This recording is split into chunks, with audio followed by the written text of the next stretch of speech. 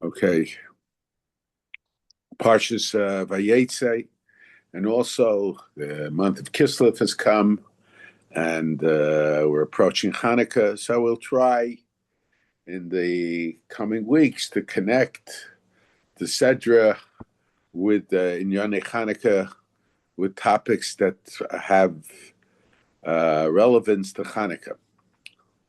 Now, Vayeitzei Yaakov Beersheva Vayelech Harana. Yaakov,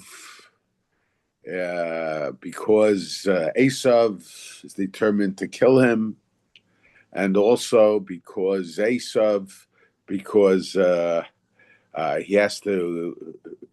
to get a wife. He has to seek out a wife, a proper wife. So Yaakov is forced to leave his father's house or his father's tent, and Vayelech Harana, he goes to Haran. And then Vayifga B'makom, it was base kale or luz, and according to Chazal, he davened Ma'ariv there, and he went to sleep. And in the sleep, he had a dream, and in the dream, there was a sulam mutzavarza. There was a ladder that stood firmly on the ground. Nitzav means with strength. Verosha magia, as opposed to omed. Omed means to stand. Nitzav means to stand with strength.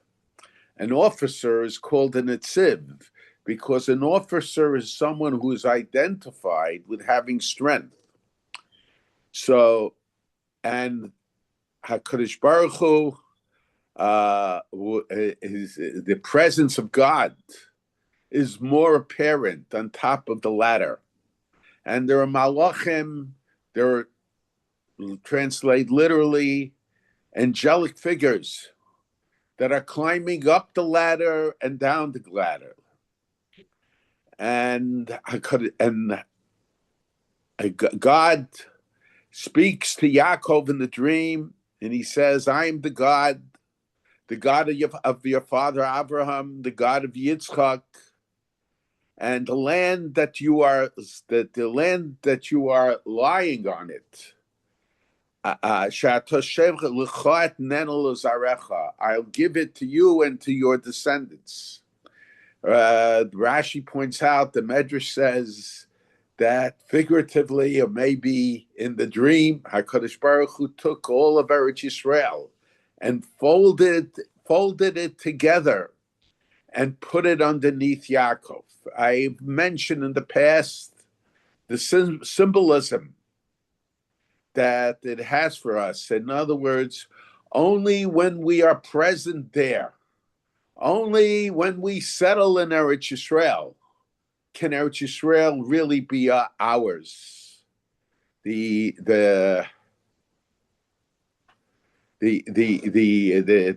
pasuk at the end of Chumash Bamidbar says, "V'yarashtem esaretz, you shall conquer the land. V'yashavtem ba, you shall dwell in the land. Kilechem nasatiha lareshesoso, because to you I gave it, to conquer it, to control it, to own it." And I think this, so the Orach Chaim, many ask the question, it seems repetitious. First, it says you'll conquer it. You should dwell there. Why? Because I gave it to you to conquer. But the answer is that the true conquest is only lasting if we dwell there. But if we restrict the areas of our dwelling, then those areas, and when those areas sometimes are taken away from us, other areas are taken away from us as well. And perhaps this is a lesson, this is just a side comment to the situation that we're facing in Eretz Yisrael today. Perhaps part of the problem was that we made restrictions on where Jews could dwell and where Jews couldn't dwell. And by making restrictions, we implied that even the areas of Eretz Yisrael that were under the control of the Jewish people are being held to possibly be given back. And once the nations of the world receive that message from us, so then they also are more determined to take. They see that it's possible for them to take control of the land.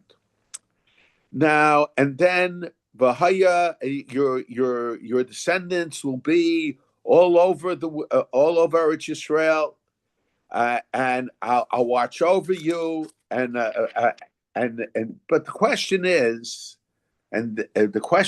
what was the purpose of this dream now of angels going up the ladder and coming down the ladder? What was the message? What was the message of that dream? And the Rambam, I've mentioned this Rambam in Moreh Nevuchim. It's a very beautiful thought. The Rambam in Moreh Nevuchim says that a malach, what we call an angel, but in Hebrew, a malach is not just an angelic figure, a resident of heaven, so to say. But when we talk about malachim, even a person who is an agent of God is also can be called a malach. A matter of fact, the beginning of next week's Sedra Vayishlach, it talks about Yaakov sending malachim to Esav. And in the Rishonim, we see different opinions. Some say he sent real angels to Esav. And some say, no, it was just messengers that he sent. But the word malach means a messenger. And the angels of heaven are the messengers of God. But being a messenger of God is not limited to the angels of heaven. We are also have that responsibility of being messengers of God. And so the Rambam says that when the Torah talks about malachim, which people translate to mean angels, it doesn't have reference necessarily just to the angelic figures, but it has reference to the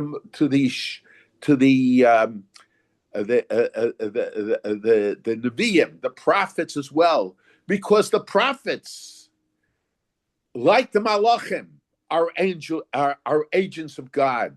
When there is a mission to fulfill, God turns to the prophets, and the prophets go representing God, giving over the message of God.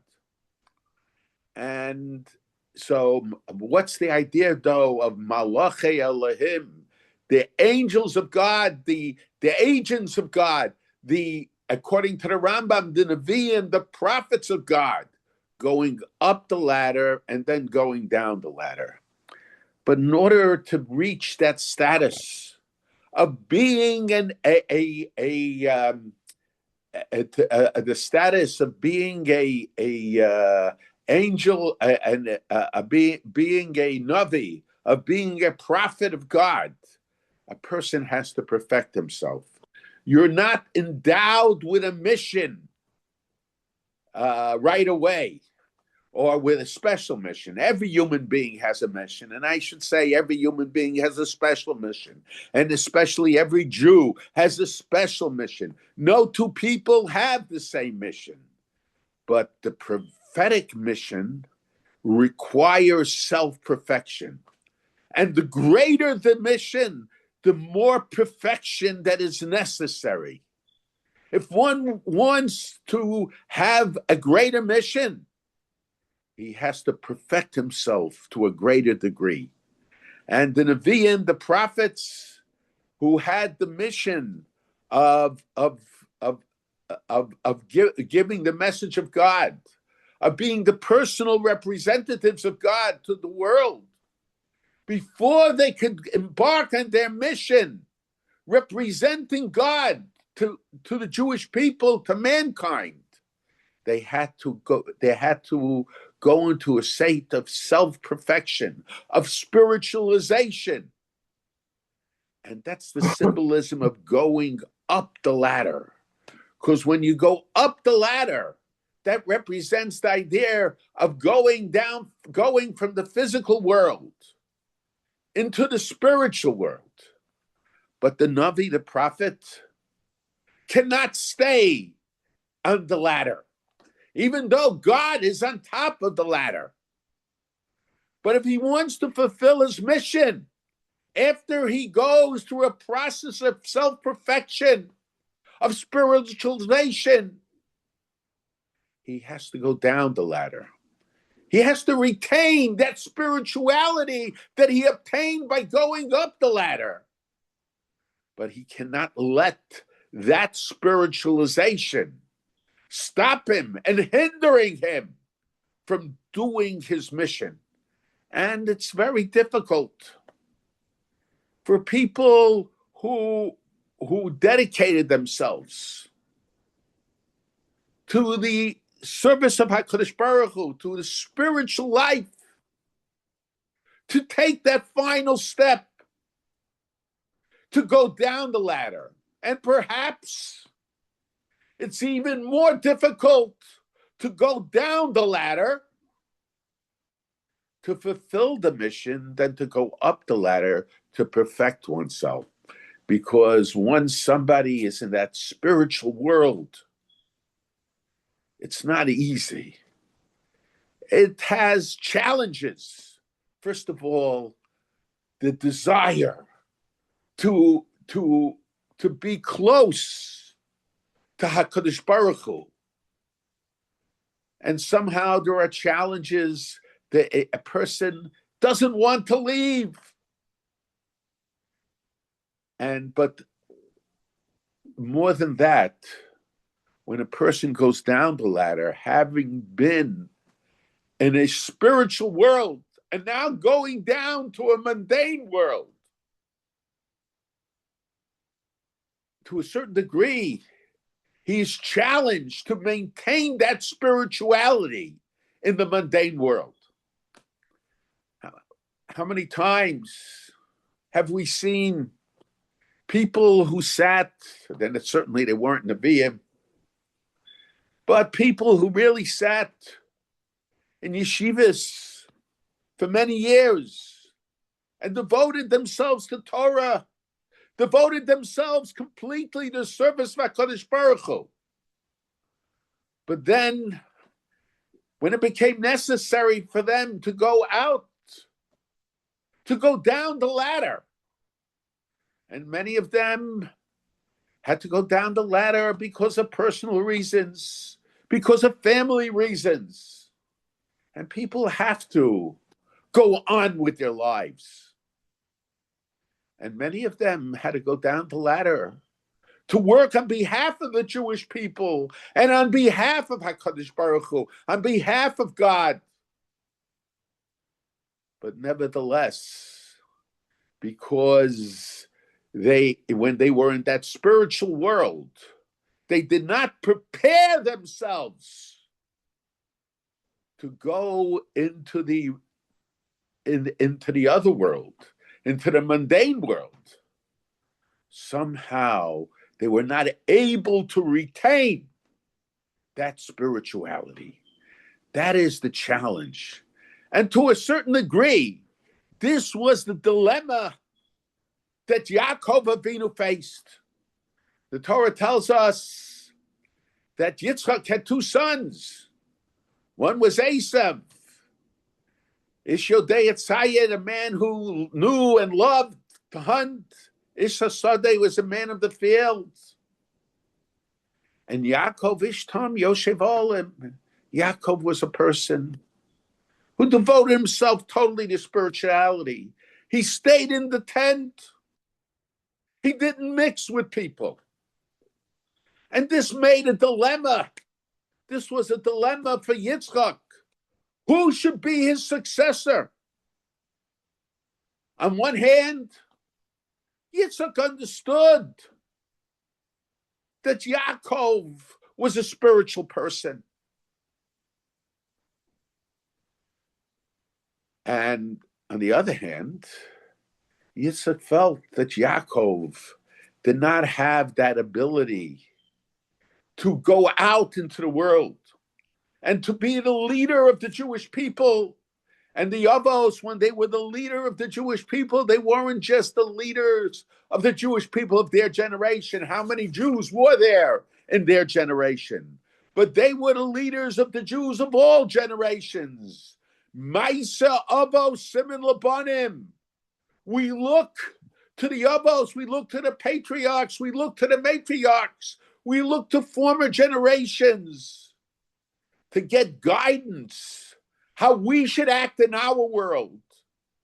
And we are not always we're not always within the four walls of the Beis Medrash. We're not always within the four walls throughout the history of the Beis HaMikdash.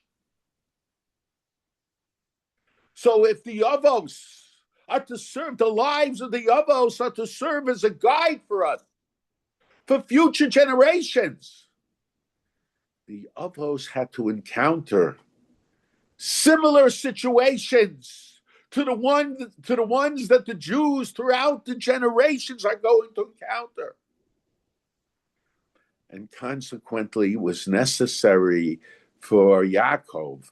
Abraham was a universal figure, as I've mentioned many times. Abraham went from town to town, and he gave speeches about monotheism, about HaKadosh Baruch Hu. He's identified with a tent that was open on four sides, and everybody would come. Abraham stand Pesach Oel.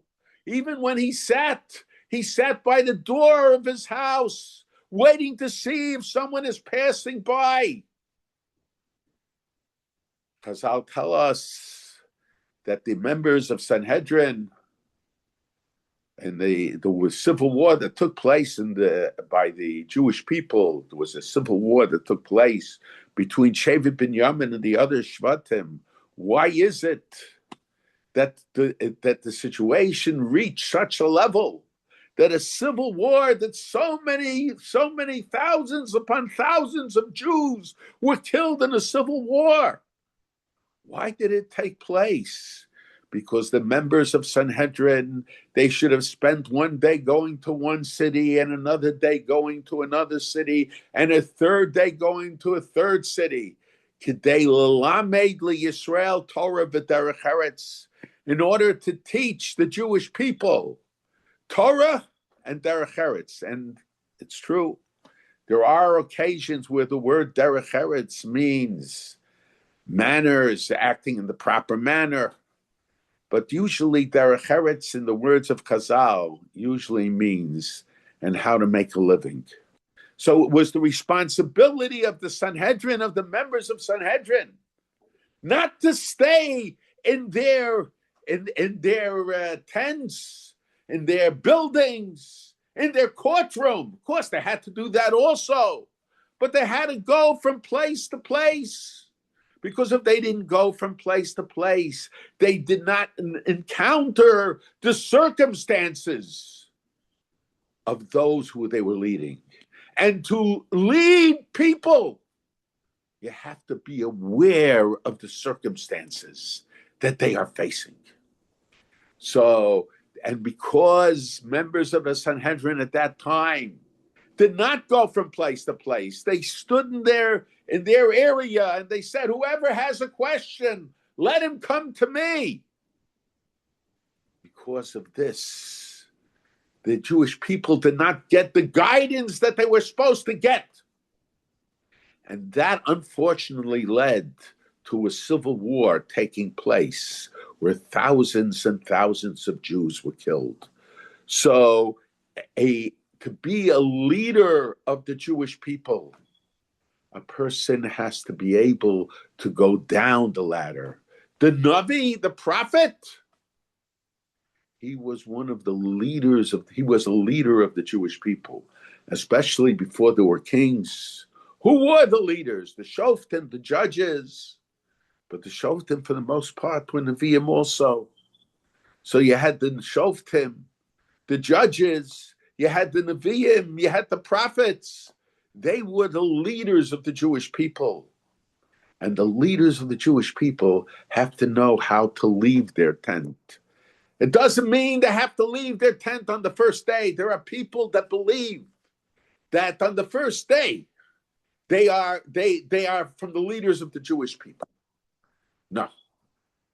But eventually, to be a leader of the Jewish people, you have to, when you climb the ladder, you go in the tent, you train yourself, you perfect yourself. And then at a certain point, you have to go down the ladder and fulfill your obligation as being a representative of HaKadosh Baruch Hu. And as I mentioned, some say that Yitzchak wanted to create a union, understanding that Esav had leadership ability. Esav did not stay in the tent. Ish Hasada, he was a man of the field. He was always outside. So he would be the mundane leader. He would be like the king of the Jewish people. Yaakov Ishtam Yoshev Olim, Yaakov would be like the Kohen Gadol.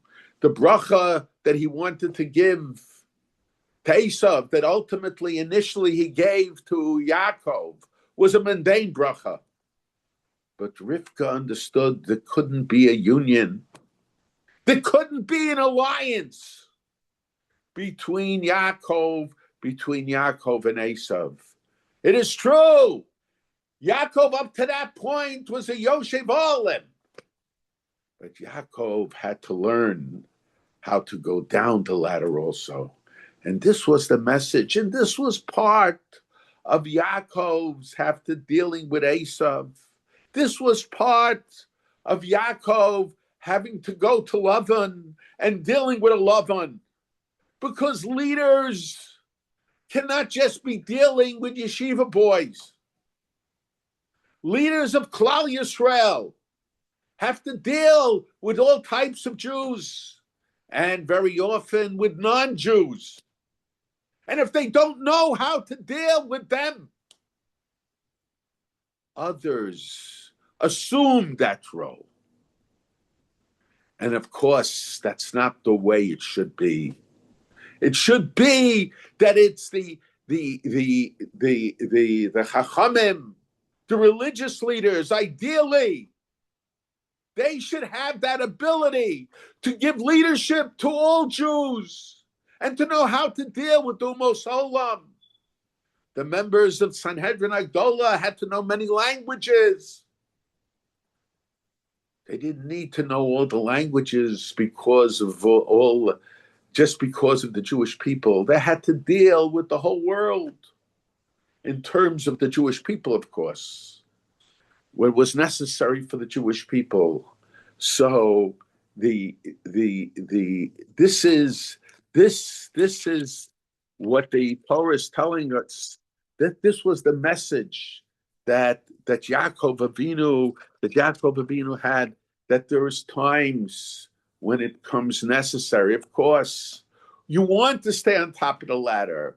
Of course, spirituality, that is the apex of everything else. But there are times that demand that we go down the ladder. There are times that demand that the Jewish people go out of the tent. And it's interesting. And in a sense, this was the lesson. You see, Yaakov, when he hears in next week's Sedra that Esav is coming for him, so Chazal tell us he prepared for three things. L'duran, l'tfilo, l'mochama. L'duran means a present. He sent him a present. What does a present mean? It means diplomacy. He had to know the art of diplomacy. L'tfila, for davening, because everything that we do, what other methods, and it's interesting, they put tefillah after l'duran. I think it's the two together. But you couldn't just say, I'll daven and that'll take care of it. You have to realize that the davening has to be coupled with durin, with diplomacy, and it has to be coupled with war. Also, the tefillah helps when it comes coupled, when man becomes a partner of HaKadosh Baruch Hu. So, l'durin l'tefillah l'milchama, because we have to step out of the tent. If it was just davening, you could stay in the tent. If it was just davening, you could stay on top of the ladder. But if you have to do l'durin l'milchama, there has to be times when a person has to be ready to go down the ladder. But unfortunately, we see times there are people on top of the ladder, and for whatever reason, they decide they have to go down the ladder, or they feel forced to go down the ladder, or they're pushed down the ladder. And once they get down the ladder, they cease to fulfill their role. They cease to fulfill their role as leaders of Klal Yisrael.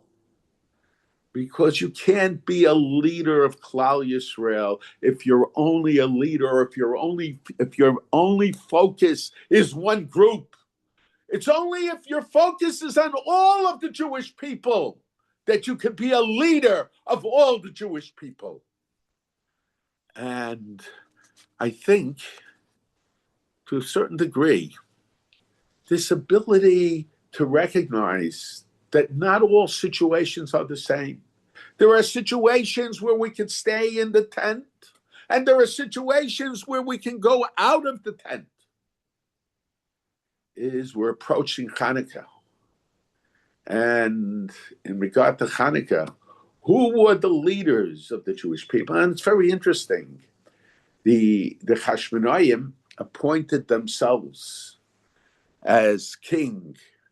Okay, in the book of the Maccabees, it says that they didn't assume the title, at least initially. They did not assume the title. They did not assume the title of king. They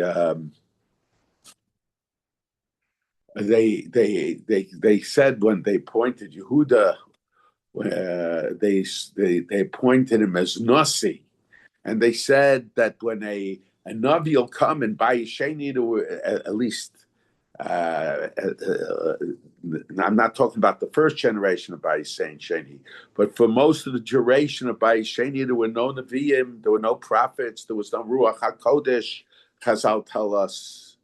So they appointed, they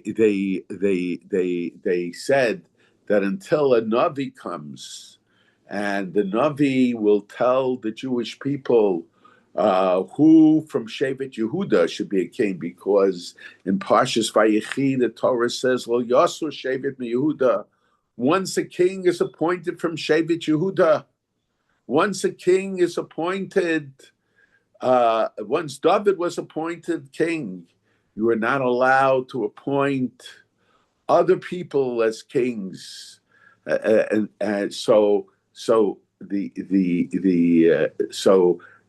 they said when a Navi will come and tell them, because to appoint the king, you need a Navi, is the halacha. So when a Navi, they're appointing Yehuda as the Nasi. But in all practical purposes, it was as king. Maybe in title it was different. But once they appoint someone from Shevet Yehuda, only someone from Shevet Yehuda could be king. Why there were certain there were situations that necessitated a point of Malchi Yisrael. The Ramban discusses it, and the Rambam hints to it. But generally, only someone from Shevet Yehuda could be a king. And the Ramban says that that while initially there was a need to appoint a Kohen, the sons of the Hashmonaim, to appoint them as kings, but that would have been only on a temporary measure. And he suggests that they weren't real kings. They were shoftim, but they were shoftim in the sense that they were not just that they paskin shilas. They were the leaders of the Jewish people. And he says that initially they had to be appointed because there was a war against the Yevonim. They were necessary.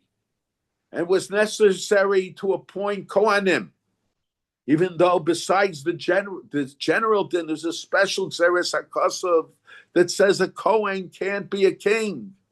But here the situation necessitated that they weren't, according to the Ramban, they weren't real kings, but they assumed the role of a king. And the Ramban says that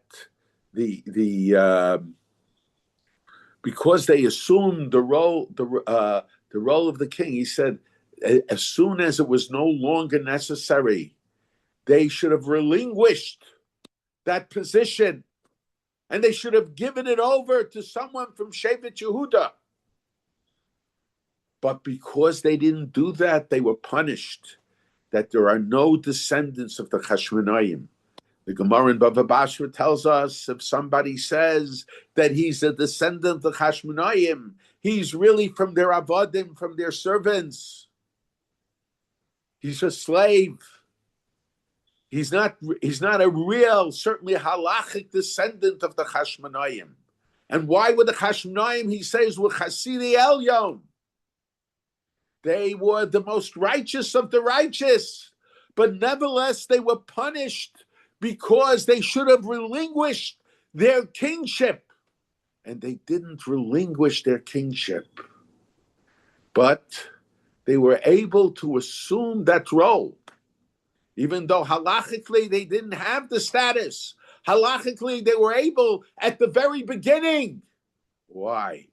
Because it was necessary. Different situations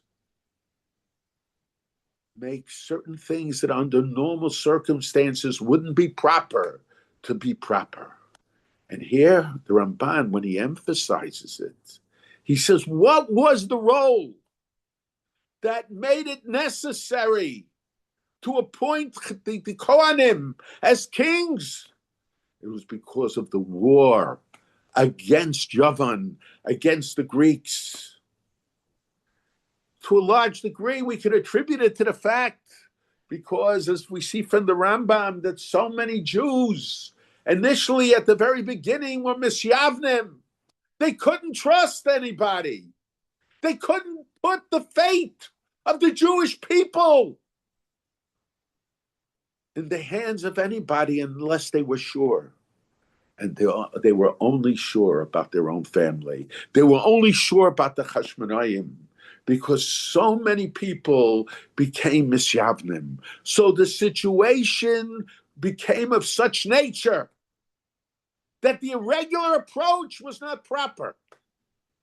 The problem was that they maintained, according to the Ramban, they maintained that situation too long.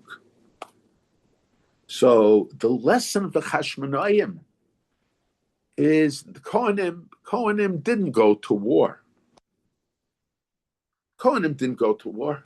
And here, they not only go to war, they lead the battle. And probably at the very beginning, they wore the main parts of the army, of the Jewish army. Why? But the situation demanded it. And sometimes the situation demands things that are not part of the regular approach. And I think, and it's the Rambam, many point out that the Rambam goes even further. And the Rambam says that when he discusses the Ness of Chanukah, Parag Gimel of Hilchos Chanukah, it's first two prakim he discusses Purim. The third parak, it's the end of Sefer Zmanim. discusses Chanukah, and he discusses the ness of Chanukah, how the Greeks, and he probably means the Hellenistic Jews also, but we find the Chazal, for the most part, they refer to the Hellenists, who were Jews, as being part of the Greek civilization, as being Greeks, and is that they made a lot of trouble for the Jewish people. According to the Rambam, they made trouble. They pashtu yadam b'mamonam uvenoseihem. They took liberties with the money of the Jews. They took liberties with the daughters of the Jews. And it's interesting, there's one gerus in the Rambam, ubebateihen, with their houses. And the Medrash Chanukah is a very interesting Medrash Chanukah. The Medrash Chanukah says that that the Greeks, one of the worst xeros, one of the worst decrees that the Greeks made was that no house was allowed to lock their door. For some, it seems not even they weren't allowed they weren't even allowed to have a door. But why? In other words, because the Greeks understood something that, unfortunately, I don't think many in the organized Jewish Orthodox community understand. It goes without saying the other Jews don't understand it. The Orthodox understand it somewhat. You could close down all the yeshivas. You could close down all the shuls. You could close down all the religious organizations. But tradition, Masorah will continue in the home.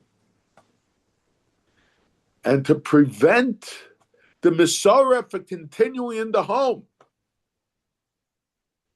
they made a decree that there should not be any doors or any locks on the doors of the house. So the Jew should always be in fear that any moment a Greek officer, a Hellenistic soldier would come in, and anybody acting in a religious manner would be killed. There was a threat it was a capital offense to observe Torah and mitzvos behind the closed door. And so these were the decrees that took place. If we say the Rambam had the Gersu Batayim, he has reference to that. And the Rambam was well aware of that medrash because the Rambam in the Igros mentions it. So, in a sense, but then the Chashmonaim went to war, and the Chashmonaim were victorious. The Chashmonaim, and the Rambam emphasizes that they were Kohanim. They were Kohanim and Shul, they were the Kohen Gadol. The Rambam emphasizes that point. These were not people who regularly went to war. But the situation demanded it. The situation necessitated it. You can't say Olam Kiminhaga Noeg in time of war. Now, obviously, going to war has to be in a manner that it will contribute to the victory of the Jewish people, not to the defeat, chas v'shalom, of the Jewish people. Not everybody is capable of fighting a war. I know of cases when people weren't trained properly that I was told, I shouldn't say I know, I was told of cases, someone I know, his commanding officer told him that he had some yeshiva boys in one of his units in the Lebanon War, or and a war in Lebanon. I don't know which war, whether it was this war, but previous wars. And Rosh Hashanah time, they decided to blow the shofar.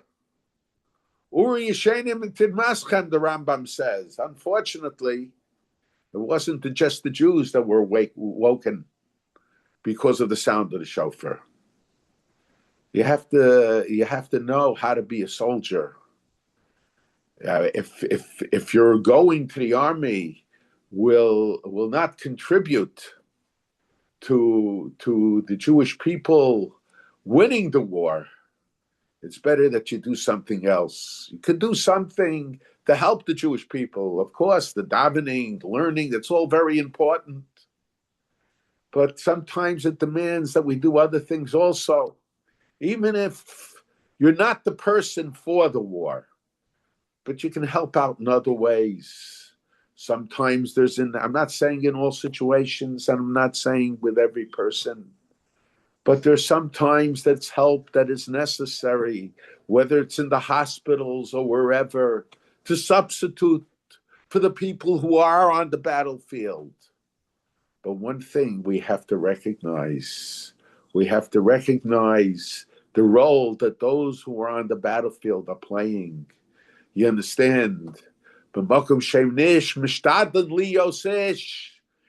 was the Chashmonaim.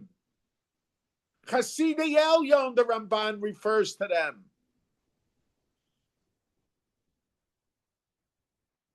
These were people who learned Torah. These were people that were involved in the Avodah. But it came a point where they said, all of this won't be possible unless we go to war. Not only that we go to war, that we lead the war. And so the Rambam says that part of the victory, he adds the words, V'hemidu melech min ha-kohanim, v'chazra malchus li-Yisrael yosem masayim shana. They appointed a king from the Kohanim. In other words, it became necessary to appoint a king from the Kohanim. They couldn't trust somebody from another Shevet. And from the Rambam, it appears, not like the Ramban, that they were just shoftim, they were just officers. From the Rambam, it appears that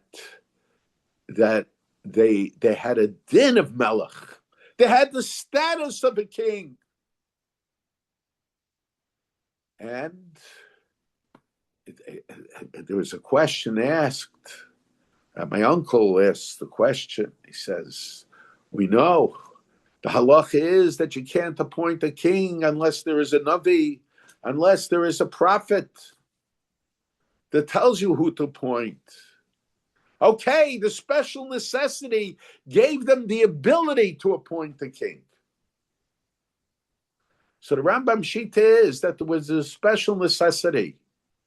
And from the Rambam appears more than that. The way my uncle said, he said because the halacha was, it's explicit, that it was the responsibility of the Kohanim to maintain Dushas HaMikdash, to maintain Taharas HaMikdash, to maintain the Avodah in the Beis HaMikdash.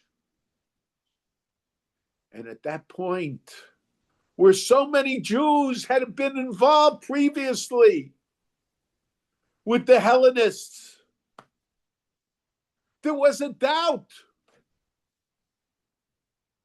whether the other people who would be king would allow or permit or continue to keep the Beis HaMikdash in its holy state, to keep the Avodah going, to keep the Beis HaMikdash to be in a state of Tahara. My uncle said, therefore, the situation permitted that they be king. What is the idea that the situation permitted that they be king? In other words, because I think, perhaps this is what my uncle meant, that if the only way to accomplish to fulfill their responsibility of maintaining the Beis Hamikdash b'tahara, of maintaining the Beis Hamikdash with the avoda, would be for them to make themselves king. So it's not just because of the mitzvah of appointing a king. That was part of their mitzvah of being Kohanim. That was part of their responsibility in maintaining the spirituality of Klal Yisrael. It's very interesting. When the first Muhammad Samalek, Rashi says, "B'char lanu anoshim," choose for us men. He cites the Medrash, the Mechilta, Anoshim Giborim, Anoshim Tzadikim. In other words, sometimes what's not part of a person's role in terms of his practicing righteousness, of being devoted to Torah, becomes part of that responsibility. But again, that's only to the degree that the action they take will help. There are those, very often when I discuss, and personally, I don't know that the majority of boys in the yeshivas would be able to help Israel in their war efforts on the battlefield. Unfortunately, on the basis of the stories that I've heard, of the blowing of the shofar, of the building of a sukkah to let some of the enemy soldiers know where the Jews were hiding out and what building, next to what building they were hiding out, causes me to have grave doubts as to whether many of those who sit and learn Torah, they would contribute in a positive manner to the war effort. I have grave doubts about it. And very often when I encounter people that disagree with me, and they feel that no matter what, you should draft the yeshiva boys, I ask them one simple question: what is more important to you? Is it more important to you that the yeshiva boys serve in the army? Or is it more important to you that the Jews, that Klal Yisrael wins the war? Because sometimes the two can be in conflict with one or the other. But this only has relevance if we understand the contribution that the soldiers are making. And at the same time, everybody has an obligation to contribute to the success of the Jewish people in the war, to the success of the Jewish people in surviving. First, that necessitates recognition of the contribution that the soldiers are making. And it also demands that we recognize that we have to contribute to that success. And there are many ways that we can contribute. Yes, davening is very important. Learning is very important. And even if we can't go out into the battlefield, and many of us cannot go out into the battlefield, we will probably be a hindrance, not wanting to be. And there are also challenges. I mentioned going down the ladder represents a challenge because I see very often fellows who sat and learned in yeshivas, when they leave the coastline base Hamedrash, when they have to go out into the world, when they have to earn a living, when they have to support their families, and they have no choice. They don't go because they want to go. Somehow, much of what they accomplished in terms of their future life crumbles. And to a certain degree, perhaps we are not training the boys in yeshiva for future life. And the same thing is true. Yeshiva boys who are not able to go into the army, they face challenges. And there's no question that if they're not trained how to deal with the outside world, whether the outside world is the army or the outside world is the offices that they'll be working in or the outside world is any job that they have, they're going to face immense challenges, and many are going to fail. They'll produce all kinds of statistics that will show how they failed. But we have to know if the statistics are true, and I don't doubt them at all.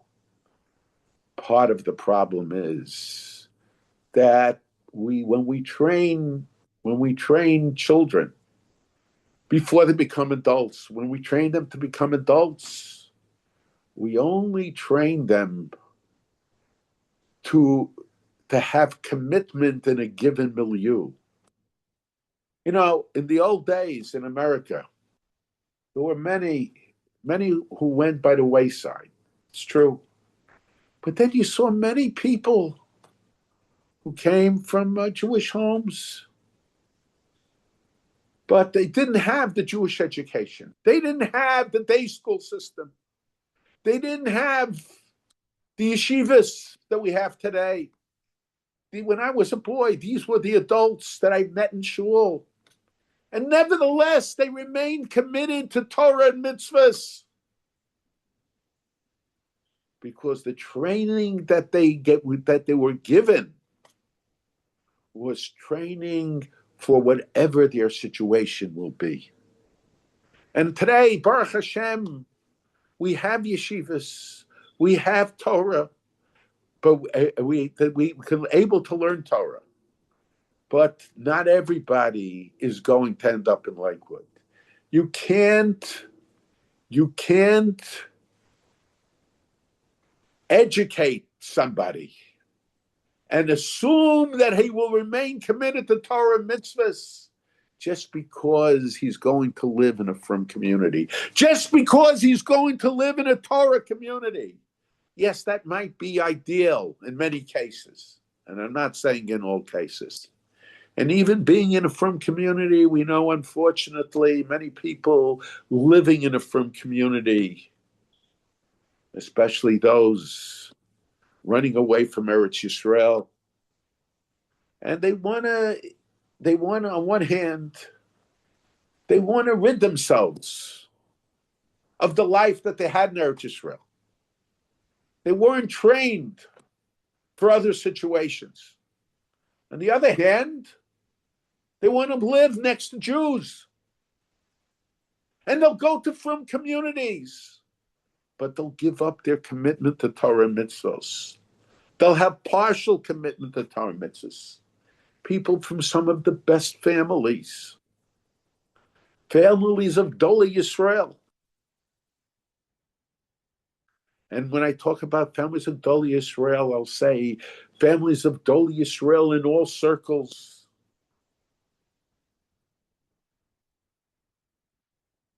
we unless we have to we have when we educate children, we have to educate them not for just a given milieu, but for whatever circumstance they encounter, circumstances that we can't think of right now.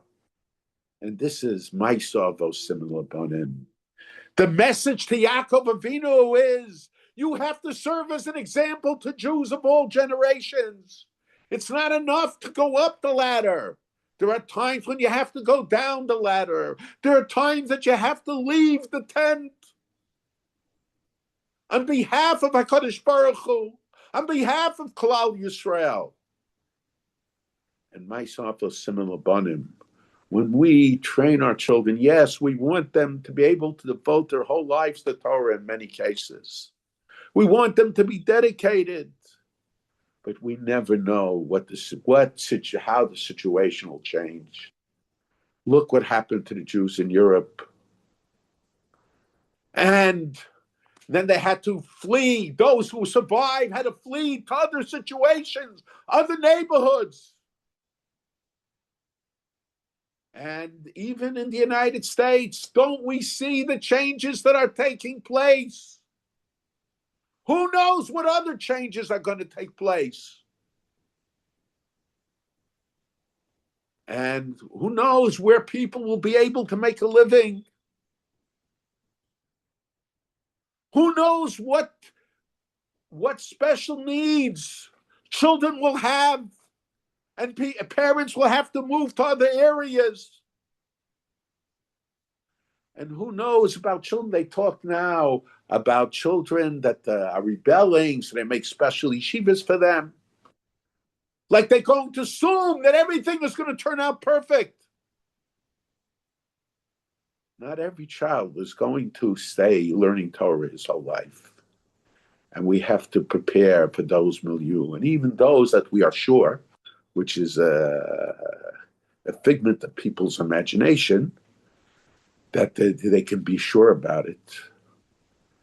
They have to be taught to teach their children, because we know, unfortunately, I'm telling you, I know people, children, grandchildren, great-grandchildren, of people who are the Dolei Yisrael in every camp,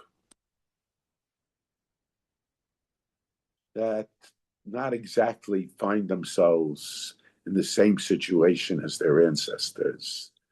But we have to teach them that in all situations, that you have to and you can remain loyal to Torah.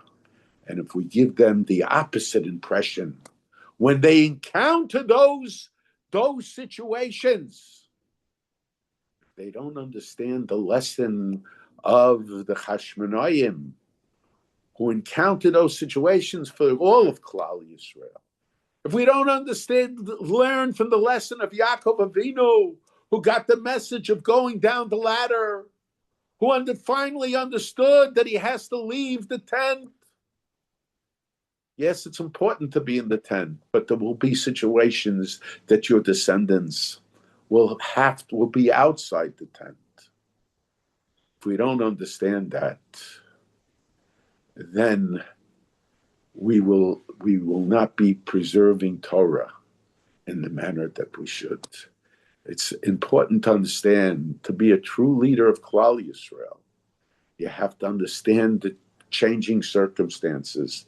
And the changing circumstances sometimes necessitates that the leaders of Klal Yisrael be involved not just in the tent, but they have to be involved outside the tent. They have to spend one day in one city and the other day in another city and see how the Jewish people are earning a living and help them both in their mundane needs and in their spiritual needs.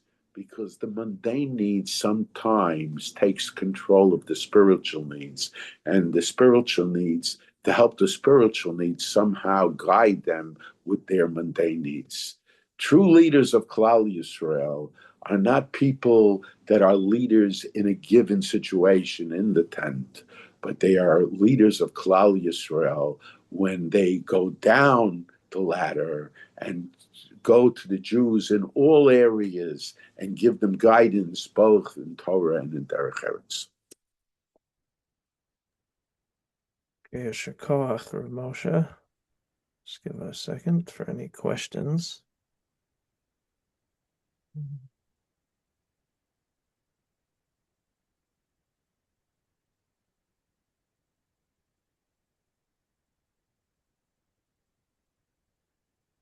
Okay, so we have one question. The message is clear. Huh? Right? The message that you've just shared with us is very clear. However, the question is, how do the leaders need to do it? How what? How do the leaders need to go down that ladder? How do they know how to do it? Okay, I agree that that's a big problem.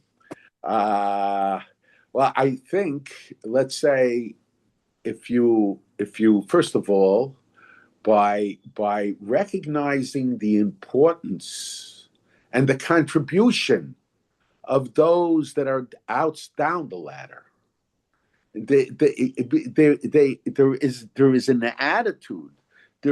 This is the first step. There is an attitude today that the only ones that are really contributing to Klal Yisrael are those on top of the ladder, and not those that are down outside the ladder. And if you don't understand that, when I say you, I don't mean you. If a person doesn't understand that, then there's no reason to go down the ladder. So the first thing is you have to realize that the contribution that the people that are not on the ladder are performing for Klal Yisrael, for the Jewish people. And once we get involved with these people, we will find the necessities. But because we don't consider it important what the other people are doing, so we're not involved. That's why it said the problem was that the Alkut Shimoni says about Pelegish Begiva. The problem was that that instead of going out to the different cities of Eretz Yisrael to help the Jews in Torah and Derech Eretz, so instead of doing that and going out to the cities, they each one stood by his vine or whatever, meaning he stayed by his own place and said, let them come to me. If you have an attitude of let them come to me rather than me going down to them, me being aware, me being concerned about the economy, not just of those learning in yeshiva, but the economy of every Jew in Eretz Yisrael or every Jew in the world, how they're making a living. Then you can begin to think what contribution you can make to the people down the ladder. But until you value the contribution of the people down the ladder, you won't be able to contribute to giving these people guidance. Given the fact that the ladder has many rungs, and the diversity of the Jewish people is such that the Jewish people are on different rungs of the ladder. That's correct. So, and no one is going to go to the very top. Very few are going to go to the very top of the ladder. Especially today, we don't have Nebuah. Thank you. Yeah. Okay, Ramosha, we have another question. Is it a problem of the yeshiva system that boys don't understand osek b'mitzvah, patrim min mitzvah, and they don't need to blow shofar on the battlefield, or is it just a lack of seichel? If there's a bigger problem than osek b'mitzvah, patrim min mitzvah, the bigger problem is takonas nefashos. Oh, I see. Okay. Okay, then we have a second question. A new political party in Israel was formed by someone who says she is an atheist. One of her three pillars is everyone serves the state. In other words, getting drafted. Is today's share a good response to her, or would you give a slightly different message to her? What did this lady say? She formed a new. She's an atheist, and she's formed a new party, and one of her pillars is that everyone serves the state. So is your shear a good response to her? Is my share a good response? Well, it's hard for me to. Does she mean? Were I evaluating the response? Whether it's a good response or not, I think you have to ask her. But a response to her, you have to ask her. Probably she'll feel that it wasn't a good response. Obviously, I said we ledurin letfila Muhammad. The question is, why doesn't it say tefillah at the beginning? Why did it say ledurin first, letfila second? Why did it say ledurin first, present, which I call diplomacy? Litfila Muhammad. I think it's Ludurin, Litfila, Litfila Muhammad. In other words, they put tefillah in the middle because whatever you do, tefillah has to come with it. It has to be coupled with it. I'm not saying boys shouldn't learn Torah chas v'sholom. I'm not saying that we shouldn't be involved in tefillah. We have to be involved in tefillah. We have to do both. We have to do both. But sometimes there's a necessity, and like I say, I do not believe that most of the yeshiva boys today will really contribute to the success on the battlefield. But there are things that they could do that will help in the war effort. And there should be a system developed. There is no system. I didn't go into that. Of course, there is always a problem. The problem is once you become part of a group, others take control. And the question is, who is going to be in control of these boys, what they're going to do? And this is something that obviously has to be worked out. You can't just put them under the control of somebody who you don't know, won't try to lead them off the proper path. The things that have to be worked out to assure we don't want to send boys into the army to give up their observance. Now, obviously, the more prepared they are for it, the more successful they'll be in not just in the battle, but in returning to the base medrash, in returning to avodas Hashem, and not in returning in remaining in avodas Hashem, even when they're on the battlefield. But there are those who are not prepared. They're not prepared for it. They pray, and those people, I think, to a large degree, would be a hindrance for the goals of the goals of the Jewish people in the battle on the battlefield, and that could cause sakana. However, there are other things that could be done, but it has to be done in a manner that's organized, that will assure that it won't affect them negatively long term in terms of their religious commitment and religious observance. Okay. Any other questions in the chat, please, if you have? Okay, I think that's it. I'm going to turn off the recording. Okay. One second. Yep. Yeshkach Moshe. Thank you.